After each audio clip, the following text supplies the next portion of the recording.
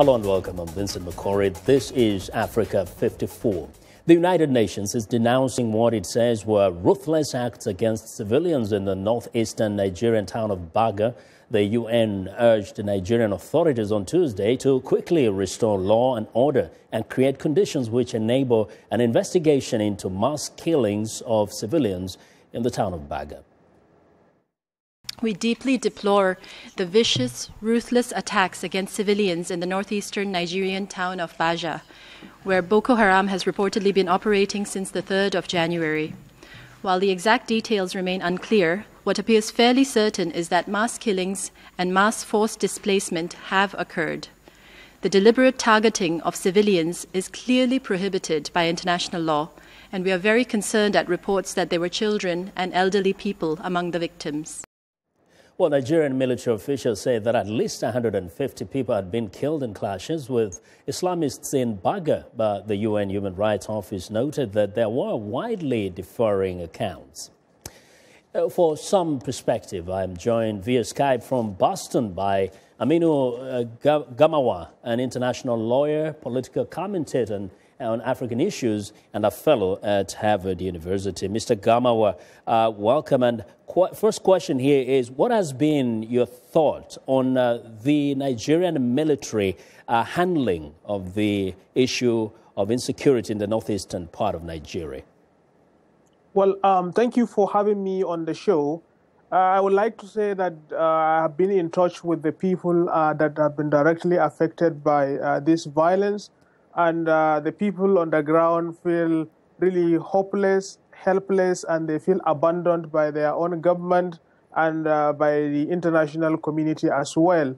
So many people have been displaced, and it seems like the military is really not very transparent in telling Nigerians and the international community what exactly is happening in the areas either captured by Boko Haram or attacked by Boko Haram.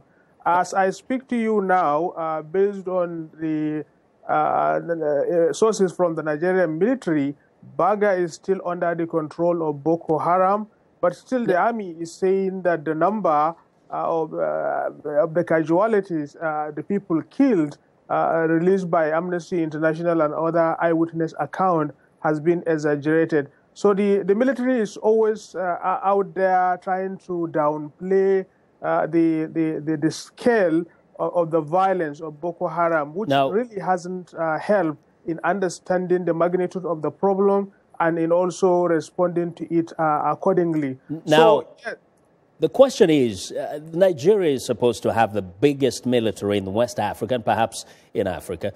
Is it the capacity or the will to do it that is lacking?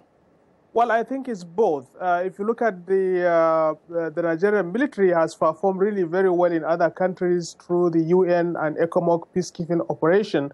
But many years of misrule, mismanagement, and corruption, and of course a deliberate undermining of the military by the successive civilian regime so that they incapacitate them to prevent them from conducting coup d'etat, and the massive corruption in the military leadership has contributed towards under-equipping, under-funding the army. So, now, very quickly. The question is, yes, there is the human resource is there, but they lack the equipment. The troops on the ground, the combat troops, complain that they don't have the necessary equipment they need to fight Boko Haram. In very few seconds, the kids that are being used, who are these 10-year-old children who are being blown up? Well, it's not yet clear, but according to a recent investigation conducted by police in Kano, after they arrested one of the girls that was sent as a suicide bomber, she was sent actually by her father, who is a member of Boko Haram. So some of the sect members brainwash their innocent kids and send them into the suicide mission. Some of them have detonated themselves and killed people, while others, the attack has been foiled by the police. Really sad. Thanks a lot, Mr. Gamawa, for sharing your thoughts with us today. Well, Aminu Gamawa is an international lawyer, political commentator on African issues, and a fellow at Harvard University.